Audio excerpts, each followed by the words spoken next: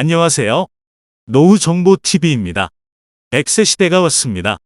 미국의 퇴직연금 잔고가 100만 달러를 넘었다는 기사가 나왔는데요. 미국은 노후 걱정이 없는 100만 달러 연금을 가지고 있는 사람들을 노후 100만 달러 연금 부자들이라고 이야기하는데요. 하지만 우리나라는 OECD 국가 중 노후 빈곤율 1위를 기록할 정도로 준비가 많이 안 되어 있습니다. 최근 통계청 자료를 보더라도 은퇴 이후 노후 준비를 하고 있는 가정은 약 8%에 불과하지만 노후의 생활비가 부족한 사람들은 60%가 넘는다고 합니다. 특히 많은 분들이 자녀들이 나의 노후를 책임질 것이라는 착각을 가장 많이 가지고 있는데요. 영국 속담에 가장 부실한 자산이 자식이라는 말이 있습니다.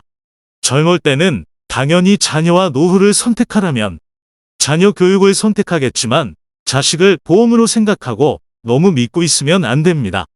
그래서 자녀 리스크를 먼저 없애고 확실한 노후 준비를 해야 합니다.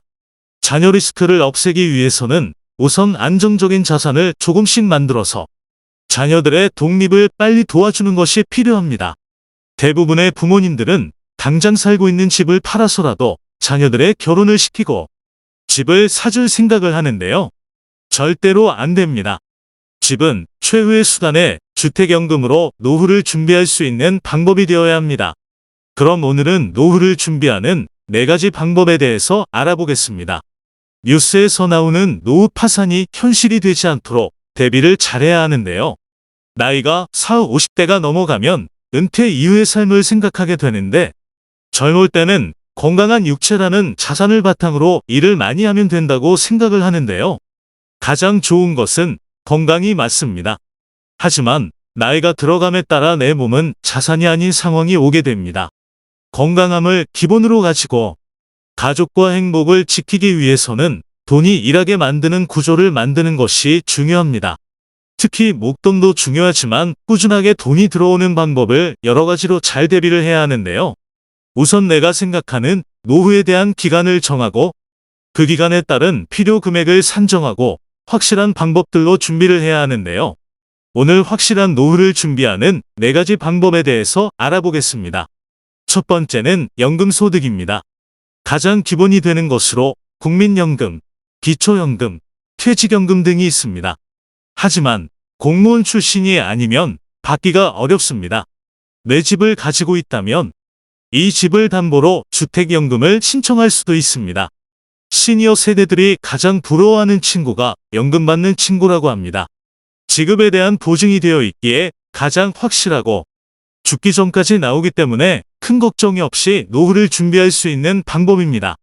두 번째는 금융소득입니다. 보통 은행이나 보험회사의 상품을 말하는데요. 쉽게 이야기하면 지금 노후에 필요한 50만 원을 정해진 기간 동안 납입해서 노후에 필요한 50만 원을 죽기 전까지 길게 받는 것을 말합니다. 물가 상승률을 고려하면 효율적이지 않지만 내가 낸 돈보다는 길게 받을 수 있다는 장점이 있습니다.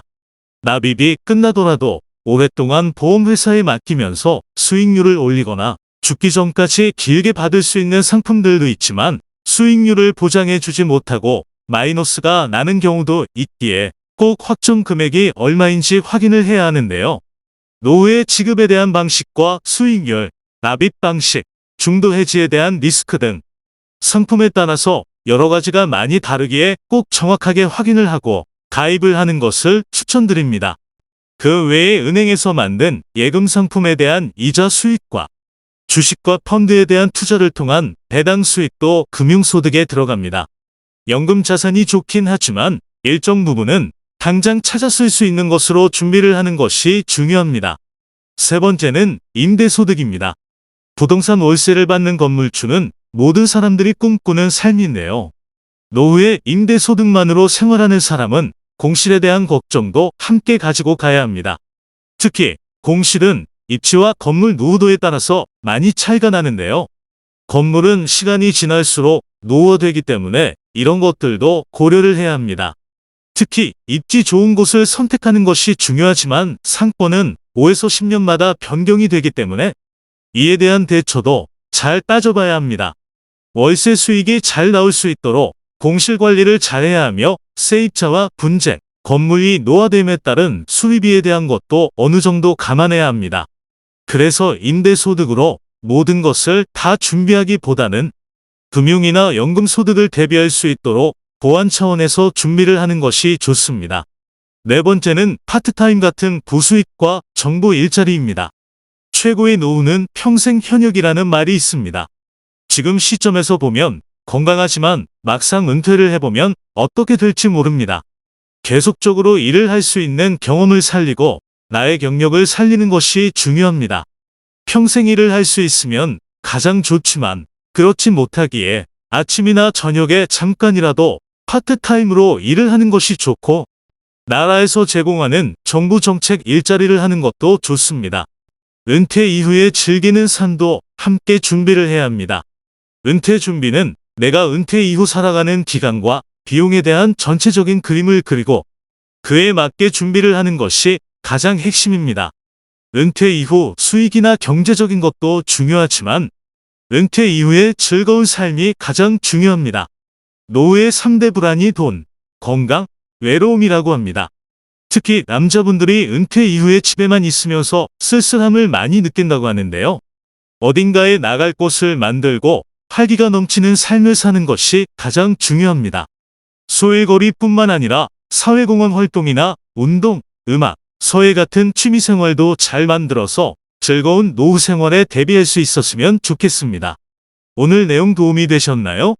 도움이 되셨다면 구독, 좋아요, 알림 꼭 눌러주시고요. 다음 시간에도 더 좋은 내용으로 찾아뵙겠습니다. 감사합니다.